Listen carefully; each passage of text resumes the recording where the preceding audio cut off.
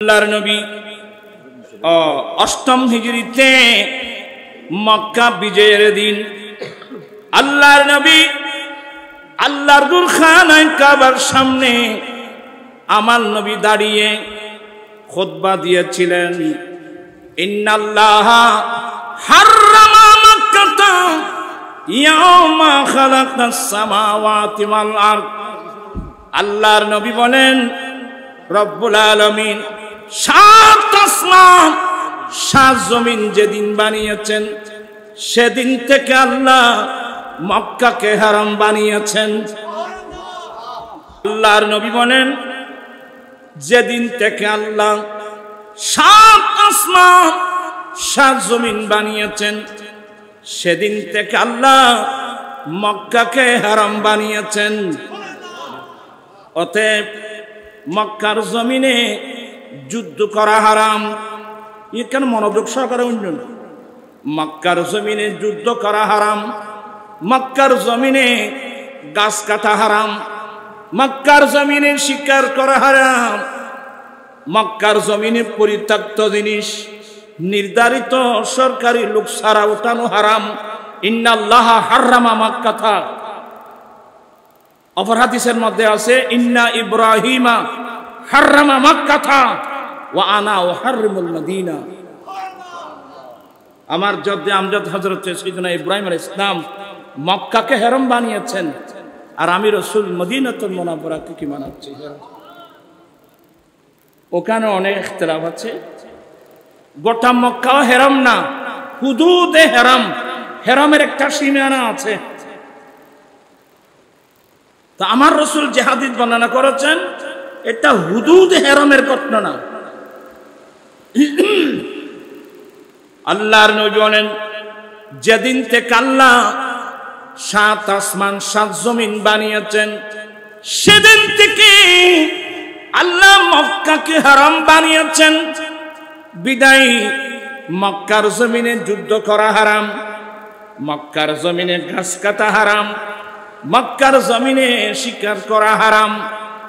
আমার নবী যখন হেরমের আহকাম বর্ণনা দিচ্ছিলেন আমার নবীর পাশে ছিলেন আমার নবীর চাচা আব্বাস রাদিয়াল্লাহু তাআলা। ফাকাল আল আব্বাস ইল্লাল ইযহার। আব্বাস রাদিয়াল্লাহু তাআলা আরজি করলেন নবী গো আপনি যে মক্কার হেরমের আহকাম বর্ণনা দিচ্ছেন, রক্তপাত হারাম, যুদ্ধ করা হারাম, গাছ কাটা হারাম, বাঁশ কাটা হারাম, শিকার করা হারাম, নবী গো এক হারাম থেকে একটা জিনিস বাদ দেওয়া হোক, এটার নাম ইযহার। কি নাম? ইযহার। হামজা জাম খ রা। ইযহার এটা একটা ঘাস। নাজআলুহা ফি কুবুরিনা ওয়া বুয়ুতিনা ইয়া রাসূলুল্লাহ। ইযহার নামক যে একটা ঘাস আছে এই ঘাসটা আমরা কবরস্থানে লাগাই, আমরা আমাদের ঘরের মধ্যে লাগাই। তো এটাও খাতা যদি হারামি ঘোষণা করা হয় আমরা আগামীতে কবরস্থানে কোত্থেকে লাগাবো? ঘরের ছাদের মধ্যে কোত্থেকে লাগাবো? আমার রাসূল বলেন ইল্লাল ইযহার। হ্যাঁ হ্যাঁ ইযহার নামক ঘাস কাটতে পারবা। সুবহানাল্লাহ। ক্বালা রাসূলুল্লাহ সাল্লাল্লাহু আলাইহি ওয়াসাল্লাম ইন্নাল আম্বিয়া লাম ইওয়ারিসু দিনারা ওয়ালা দিরহামা ওয়ালাকিন ওয়ারাসুল ইলমা। কষ্ট হয় না ভাইটি? একটি হাদিস শরীফ পড়লেন আপনার আমার আমল লিখে ফেরেশতা আছে না, ওরা আমাদের আমল নামায় লিখে ফেলছেন অমুক জায়গায় হাশিমিয়া রহিমিয়া দরবার শরীফ প্রাঙ্গণে অমুক মানুষ আমার নবীর একটা হাদিস তেলাওয়াত করেছেন।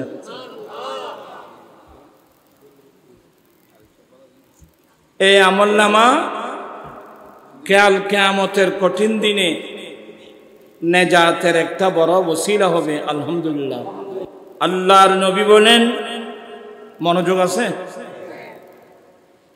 আল্লাহর নবী বলেন, সমস্ত আম্বিয়া ইকরাম অর্থাৎ যুগে যুগে কালে কালে পৃথিবীর লক্ষ্যভ্রষ্ট পথভ্রষ্ট মানুষকে হেদায়েত করার জন্যে যত নবী রাসূল এই পৃথিবীর জমিনে এসেছেন, সমস্ত আম্বিয়া কিরাম এই দুনিয়া থেকে যাবার সময় নিজের পরিবার, নিজের ছেলে সন্তান, উম্মত সহ কারো জন্যে একটি দিনার, একটি দিরহামের তরকা মিরাস রেখে যান নাই।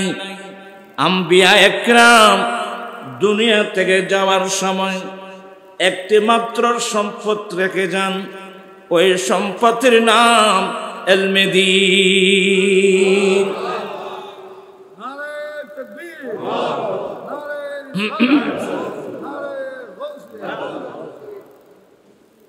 সমস্ত আম্বিয়া কিরাম এই দুনিয়া থেকে যাওয়ার সময়, এমনকি নবিকুল সম্রাট সৈয়দুল মুরসালিন, খাতামুন নবীন, শফিউল মুযনিবিন, জগৎ গুরু মুহাম্মদুর রাসূলুল্লাহ সাল্লাল্লাহু আলাইহি ওয়াসাল্লাম দয়াল নবী এই দুনিয়া থেকে যাওয়ার সময় নিজের পরিবারের জন্যে, কারো জন্যে একটি দিনার, একটি দিরহামের তরকা মিরাস রেখে যান নাই।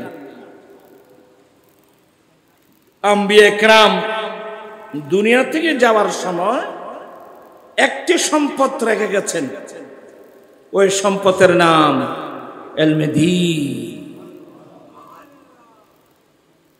অতএব আমার বক্তব্য যারা যেখান থেকে শুনছেন, আসলে আমরা যারা মুমিন মুসলমান আছি, আমাদের জন্য সবচেয়ে উত্তম সম্পদ এক নম্বর ঈমান, দ্বিতীয় নম্বর কি? ইলমে দ্বীন। কি বললাম? এক নম্বর কি? আর কেন বিরক্ত মিক্র চালাই গন্ধে? এক নম্বর হলো ঈমান। ঈমানের পরে বিশ্বের মুসলমানদের জন্য কেউ অত টিয়া গেলে দিতে লাগবে হিসাব। আচ্ছা, আলহামদুলিল্লাহ, 1 কোটি টিয়া কত বুজুর্গ খেদমত করছে, করতে পারি দাদা যান কাবলা খেদমত করছি, উজুর খেদমত করছি। পাকিস্তান গিয়ে মজহারে আলা হজরত গজ্জালে জামা আল্লামা শাহ সুফি আহমদ সঈদ কাজমি রহমতুল্লাহ আলাই, যিনি হজরতে মুসা কাজম রাদিয়াল্লাহু তাআলার বংশধর, আহলে বাইত রাসূল, রাসূলের পাকের খাস বংশধর, অনেক বছর ওনার খেদমত করেছেন। এই বুজুর্গ মানুষ আবার তো শেষ করে আয়ের অদা অদা আবার এর তো কোন মিকে যাইতো না যায়। যাই হোক, কথার নাম লতা, একটু বেড়ে যায়, আমি ইয়ে করব না। 1 নম্বর কি বললাম? 1 নম্বর হলো ঈমান। ঈমান আছে, ঈমান থাকলে আখিরাতের মধ্যে মুক্তি নিশ্চিত, জান্নাতে যাওয়া নিশ্চিত। যদি ঈমানের উপর থাকেন, ঈমান নিয়ে যেতে পারি, তাহলে জান্নাতে যাওয়া কি কথা বলছেন না কেন? জান্নাতে যাওয়া নিশ্চিত, সম্ভব নয় জান্নাতে যাওয়া নিশ্চিত। কথা বুঝতে পারছেন? আমাদের মূল সম্পদের নাম কি? ঈমান। ওরা ফরাইম না ফরাইম পছন্দ করত, আর পরিবেশ লাইব, আগ্রহ লাইব। এই জন্যে কিয়ামতের পূর্বে মানুষ Bangladesh, Pakistan, India, Japan, German, চীন, এক কথায় পৃথিবীর প্রত্যন্ত অঞ্চল থেকে যারা সত্যিকার ইমানদার, ওরা ঘর বাড়ি জায়গা সম্পদ সবগুলো ফেলে ওরা দৌড়ে দৌড়ে চলে যাবে মদিনাতুল মুনাওয়ারার দিকে।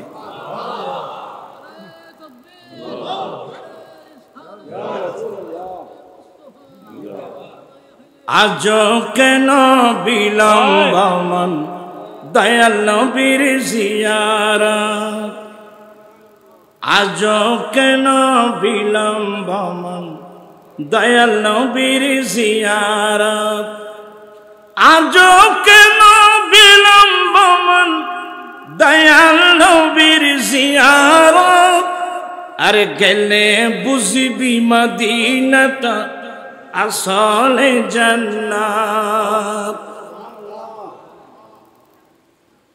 এটা আরেক দিকে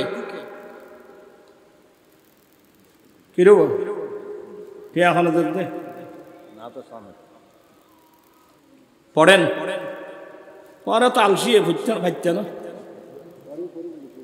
ক্বালা রাসূলুল্লাহি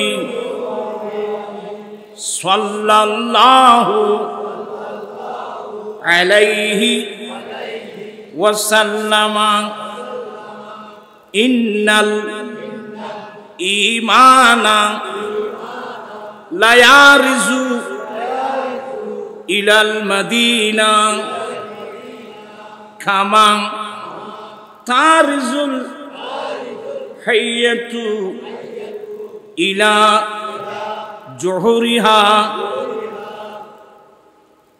এই হাদিসগুলো পড়ানোর পিছনে অনেক কারণ আছে।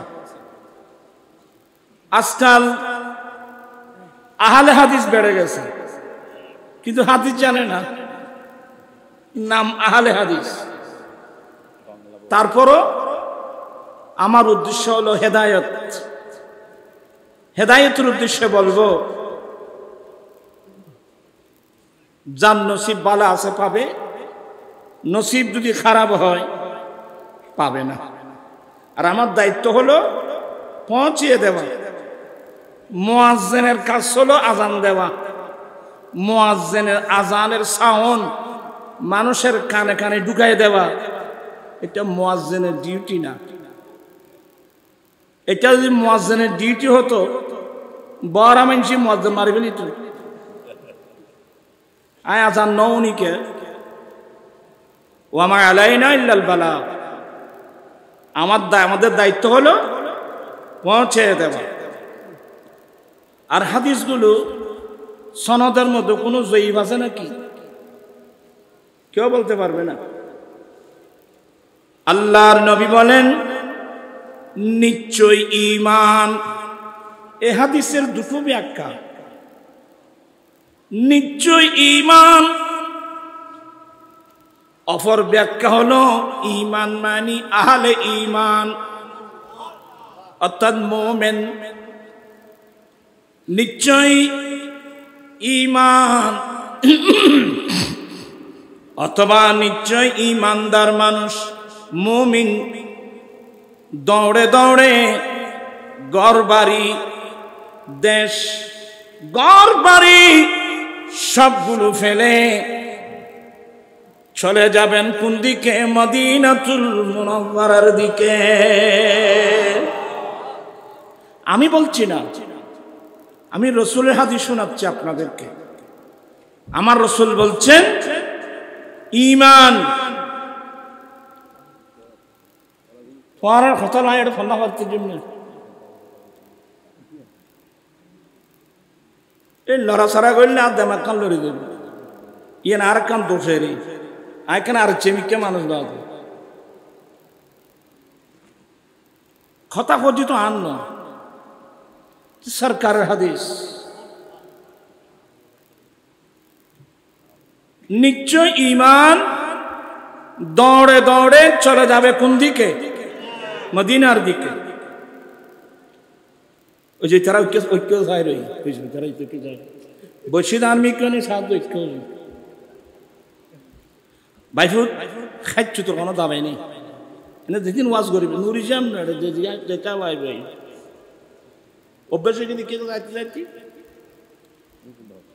আমি খুব বিনয়ের সাথে বলবো এগুলো আমার আলোচনা নয় আপনার গুণাগার হয়ে যাবেন খুব মনোযোগ সহকারে শুনবেন নিশ্চয় ঈমান মদিনার দিকে চলে যাবে এটার এক মানে একটা হলো মানুষ যখন খারাপ কাজের মধ্যে লিপ্ত হয় বেয়াদবি মাপ মানুষ যখন জেনা ব্যভিচারের মধ্যে লিপ্ত হয় তখন তার ভিতর থেকে ঈমান বেরিয়ে যাবে কারণ ঈমান থাকতে সে কোনোদিন জেনা ব্যভিচার করতে পারবে না মানুষ যখন অশ্লীল কাজের মধ্যে লিপ্ত হয় তখন তাদের ভিতর থেকে কলব থেকে ঈমান কি বেরিয়ে যায় ঈমান বেরিয়ে আকাশের উপর চলে যায় লটকে থাকে তবে এখনো সম্পর্ক আছে বিদায় ওই অপরাধ করলে তাকে কাফের বলা যাবে না সে ফাসেক কাফের বলা যাবে না ওই ঈমানটা লটকে থাকবে উপরে ঈমান অপেক্ষা করবে এই মানুষ কখন এই অপরাধ থেকে আল্লাহর কাছে তওবা করতেছে আল্লাহর কাছে তওবা করার আগ পর্যন্ত এই ঈমান আপনার ভিতর ফিরে আসবে না মহিলারাও শোনেন সবাই শোনেন হ্যাঁ ঈমান ফিরে আসবে সে অপেক্ষায় থাকবে এই মানুষ কখন এই অপরাধ থেকে আল্লাহর কাছে কি করতেছে তওবা করতেছে তখন বান্দা তওবা করে সেই ঈমান আবার ফেরত আসবে আপনি মোমেন থাকবেন আলহামদুলিল্লাহ এগুলো আমলি ত্রুটি কিন্তু কোন বান্দায় যদি নবীর শানে বেয়াদবি করে কোন ব্যক্তি যদি নবীর শানে বেয়াদবি করে তার ভিতর থেকে ঈমান বের হয়ে আকাশে থাকবে না সোজা চলে যাবে মদিনাতুল মুনাওয়ারায় ওই সময় ওই সমস্তদেরকে কুফরি ফতোয়া দেওয়া হয়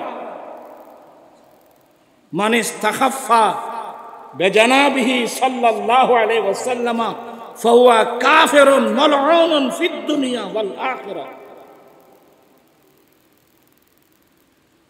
তখন ওদেরকে কুফরি ফতোয়া দেয় কারণ নবীর শানে বেয়াদবি করলে যিনি আমার ঈমান ওনার শানে যদি বেয়াদবি করে ঈমান থাকবে সোজা চলে যাবে কোথায় এক কিন্তু এখানে যে আলোচনা হচ্ছে ইন্নাল ঈমানা লা ইয়ারিজু ইলাল মাদিনা এটার ব্যাখ্যা আরেকটা নিশ্চয় ঈমান মানে আল ঈমান আলিফ লামে আওয়াজ আহলে ঈমান অর্থাৎ যারা সত্যিকার মুমিন এরা কিয়ামতের পূর্বে আপন দেশ থেকে জন্মস্থান কিংবা কর্মস্থল থেকে জায়গা সম্পদ সব কিছু ফেলে দৌড়ে দৌড়ে চলে যাবে চলে যেতে থাকবে কোন দিকে মদিনাতুল মুনাওয়ারার দিকে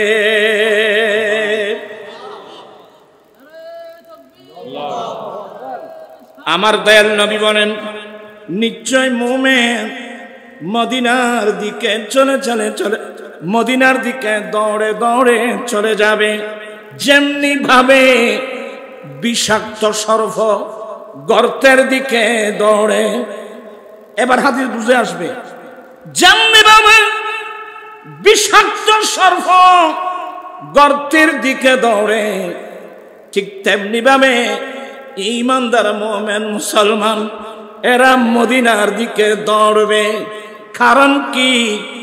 সর্পের নিরাপদের জায়গা গর্ত, ঈমানদার মুমিন মুসলমানের ঈমানের নিরাপদের জায়গা মদিনাতুল মুনাওয়ারা।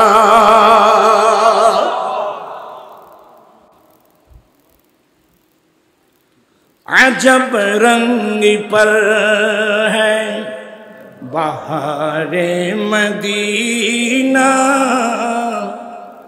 अजब रंग पर है बहारे मदीना, के सब जन्नती है नसारे। अजब रंग पर बहारे मदीना, के सब जन्नती है नसारे मदीना, अजब रंग पर है बहारे मदीना। मेरी खाक या रब न बर्बाद जाए, पसे मर्ग कर दे गुबारे मदीना। পড়তে লাগবে না আরো 170। এখন তো বয়স বেশি, ওরা তো জুটতে লাগবে না, পড়তে লাগবে। আজব রঙ পর হ্যায় বাহারে মদীনা, কে সব জন্নতি হ্যায় रहे उनके जलवे, बसे उनके जलवे, मेरा दिल बने या देगारे। दिव्य हो तुम बैंको तुम अजब रंग पर है बहारे, के सब जन्नती है नसा। बना आसमां मंजिल इब्न मरियम, बना आसमां मंजिल इब्न मरियम, गिए लामकाता जदारे मदीना, अजब रंग पर है बहारे मदीना, अजब रंग पर है बहारे मदीना। थोड़ा क्या गिरे दो আমি আমার বক্তব্য আপনারা একটু কষ্ট হলেও ইনশাল্লাহ শুনবেন সবাই। কিরে তোরা টিয়া দর দাঁড়ে। আচ্ছা যাই হোক, এগুলো আমি কি বুঝতে হবে যে আমি দয়াল নবীর হাদিস বুঝাচ্ছি। নিশ্চয় ঈমান, ঈমান মানে মুমিন, ঈমান ওয়ালা মানুষ দৌড়ে দৌড়ে চলে যাবে কোন দিকে? মদিনার দিকে। কেন? শুধুমাত্র ঈমান রক্ষা করার জন্য। আমি আপনাদেরকে বুঝাচ্ছি আমাদের সবকিছুর মূল সম্পদ হলো কি? ঈমান। ঈমান থাকলে আমি নেজাত পাবো, ঈমান না থাকলে তো আমি নেজাত পাবো না। তাই ঈমান নামক অমূল্য সম্পদটা রক্ষা করার জন্য ঘর বাড়ি জায়গা জমিন দেশ সব ত্যাগ করে মদিনায় চলে যাবে শুধুমাত্র অমূল্য সম্পদ ঈমানটা রক্ষা করার জন্য।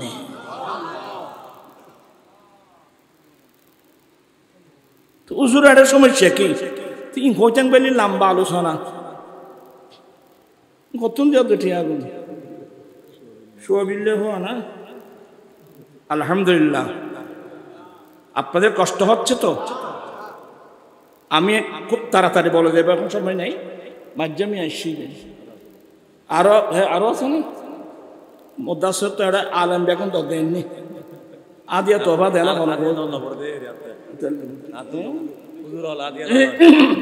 কিলা দিয়ে দেন আমেরিকার ডলার দিব জানা পড়বে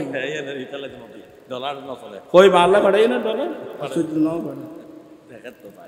সাহায্য লিখি আল্লাহ ভাড়াই না রে আল্লাহুম্মা সাইয়্যিদিনা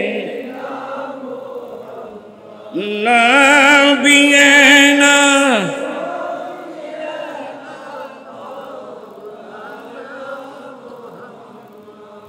এবার মূল কারণ কি?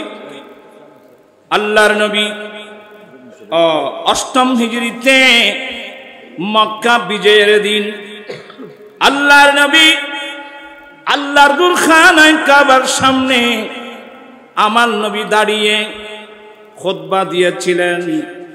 ইন্নাল্লাহা হাররামা মাক্কাতা ইয়াওমা খালাকাস সামাওয়াতি ওয়াল আরদ। আল্লাহর নবী বলেন রব্বুল আলামিন সাত আসমান সাত জমিন যেদিন বানিয়েছেন সেদিন থেকে আল্লাহ মক্কাকে হারাম বানিয়েছেন।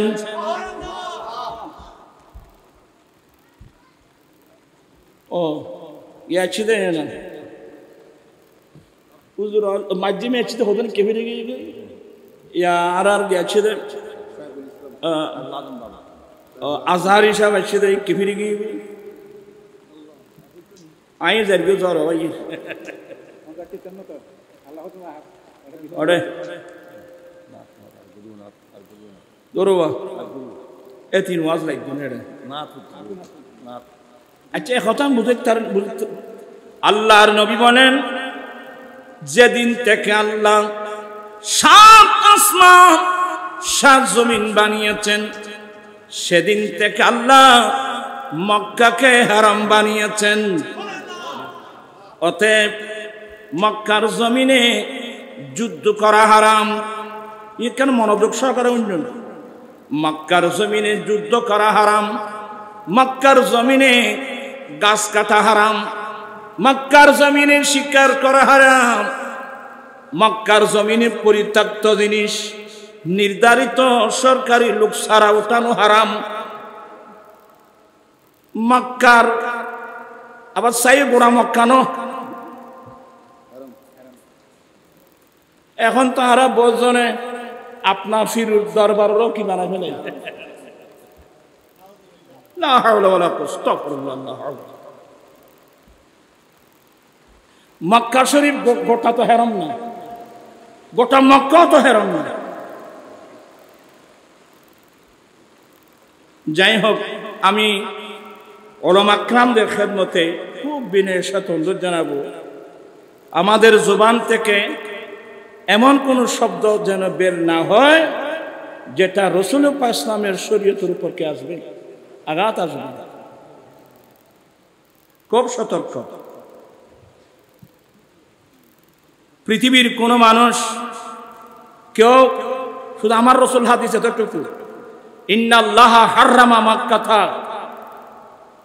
অপর হাদিসের মধ্যে আছে ইন্না ইব্রাহিমা হাররামা মাক্কাতা ওয়া আনা উহাররিমুল মদিনা। আমার জদ্দে আমজাদ হযরত সাইয়েদনা ইব্রাহিম আলাইহিস সালাম মক্কাকে হারাম বানিয়েছেন আর আমি রাসূল মদিনাতুল মুনাওয়ারাকে কি বানাচ্ছি।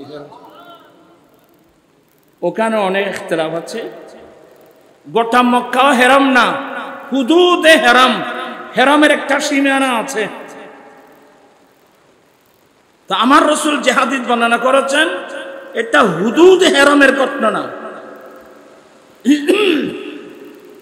আল্লাহর নবী বলেন যেদিন থেকে আল্লাহ সাত আসমান সাত জমিন বানিয়েছেন সেদিন থেকে আল্লাহ মক্কাকে হারাম বানিয়েছেন।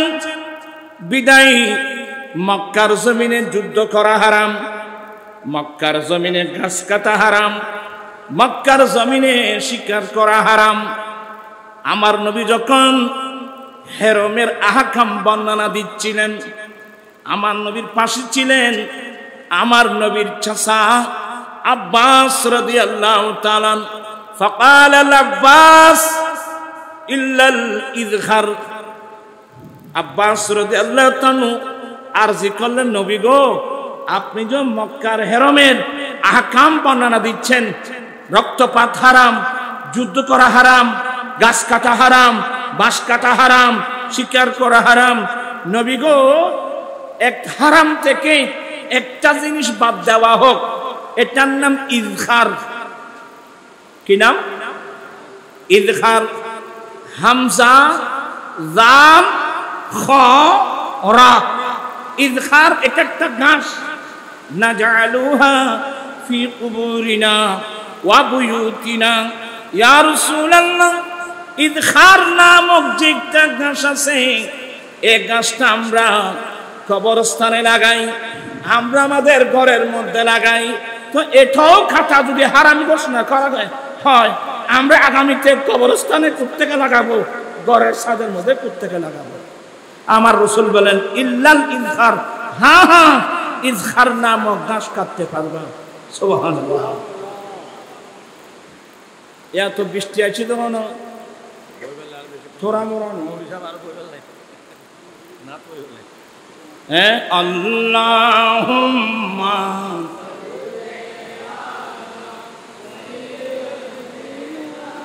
মুহাম্মাদ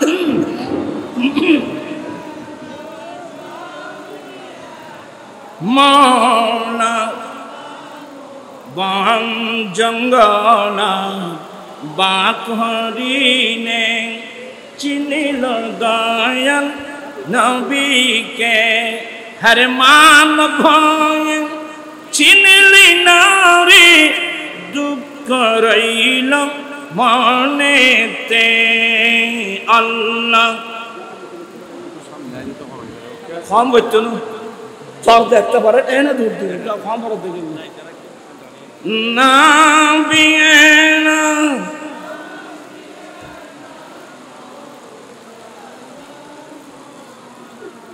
যাই হোক, ও এতদিন জ্বর লাগবে, এখন খান্তি দিন না, ইন আল্লাহর রহমত না জ্বরে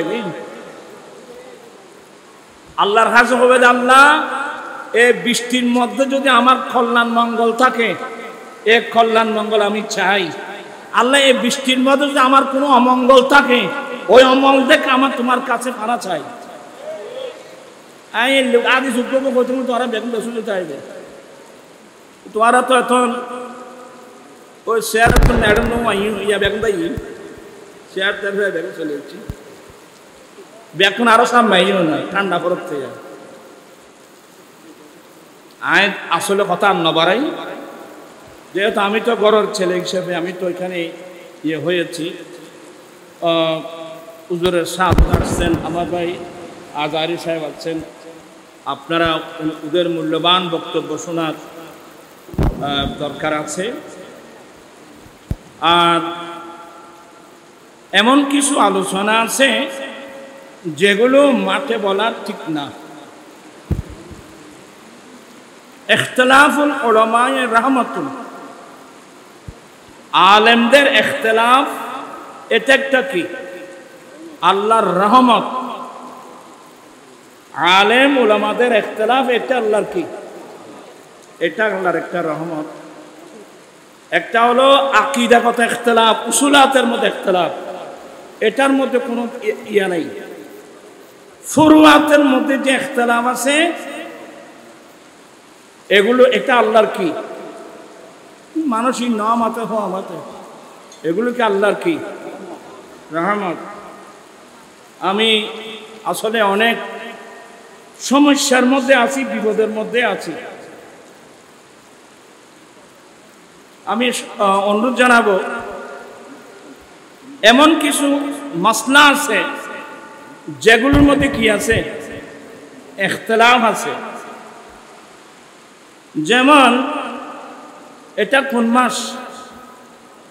মানুষই নেবে না মাথাতে, এটা কোন মাস? শাওয়াল মাস। শাওয়াল মাসের মধ্যে আমরা অনেকেই 6 রোজা রেখেছি, কথা ইন্নামা থেকে আমরা অনেকে কি রেখেছি, কিন্তু ইমাম আজম আবু হানিফা রাহমাতুল্লাহ এটাকে মাকরুহ বলছেন, ইমাম মালিক রাহমাতুল্লাহ এটাকে মাকরুহ বলছেন। কিন্তু হাদিসে পাকের মধ্যে পাওয়া যাওয়ার কারণে ইমাম আবু ইউসুফ হুজুরের ছাত্র ইমাম আবু ইউসুফ রাহমাতুল্লাহ আলাইহি সহ হাদিসে পাকের আলোকে এটাকে রাখা, এটা সিয়াসি যেহেতু এটা সরজা, এটা হাদিসে পাকের দ্বারা কি আছে, এই জন্য আমরা এটার উপর কি করি। কারণ অনেক সময় ইমাম আজম আবু হানিফা রাহমাতুল্লাহ উস্তাদ অনেক সময় অনেক মাসলার মধ্যে সাহেব আইনের উপর ফতোয়া কোন ইখতিলাফ থাকবে, কিন্তু ফতোয়া কিসের উপর এটা আমাদেরকে জানতে হবে। এভাবে ইখতিলাফ মাসালা আছে না নাই? শুধু এগুলো না, আমি হাজার হাজার মাসলা, একটা দুইটা না, হাজার হাজার মাসলা, আপনারা এগুলো আর টাকা যেন বিডি করে দিন, বুঝলো না, ওয়াচিন বুঝলেন না।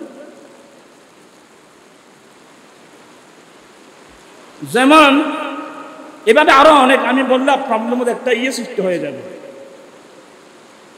আমরা তো ফট করে মাইক একটা পাইনি, বস আমরা কথা বলে ফেলি।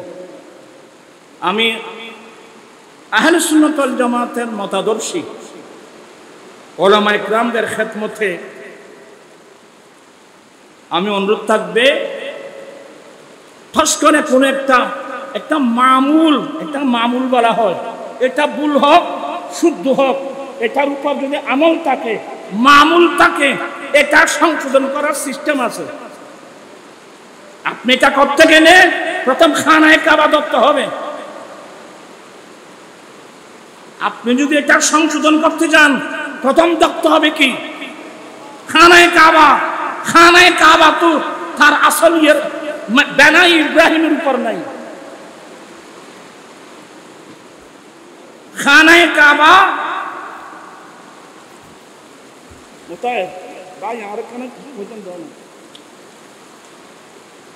খানায়ে কাবা ইব্রাহিম আলাইহিস সালামের ভিত্তির উপর নাই।